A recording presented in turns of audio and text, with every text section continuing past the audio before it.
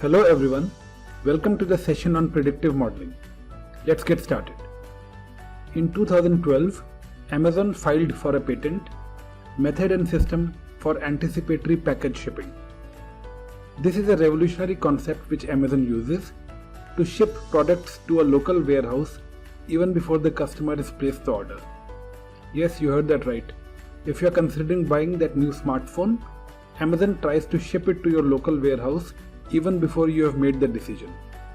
This is the power of predictive analytics. Predictive modeling is a mathematical process that seeks to predict future events or outcomes by analyzing patterns that are likely to forecast future results. So we are basically trying to answer the question, based on known past behavior, what is most likely to happen in the future? This can be applied to any domain, of course, not just retail.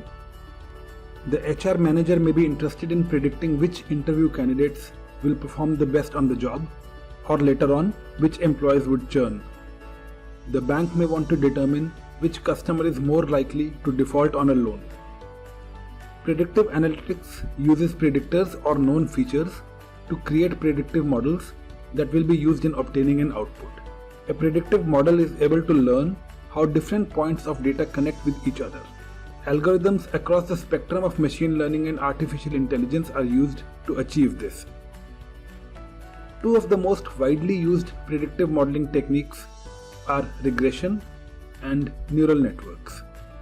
In many use cases, including weather predictions, multiple models are run simultaneously and results are aggregated to create one final prediction. With more and more data and progressively increasing computational power, we are looking at ever-increasing uses of these models in industry. However, there are some challenges. Firstly, data available is often in such a form that it cannot be used directly. The task of getting the data ready for analysis may be a major bottleneck. Then, as we go into more complex model building, the explainability suffers. It becomes more and more difficult to explain to a stakeholder the exact reasoning behind a prediction made by the model. Finally, it is easy to build bias into the model.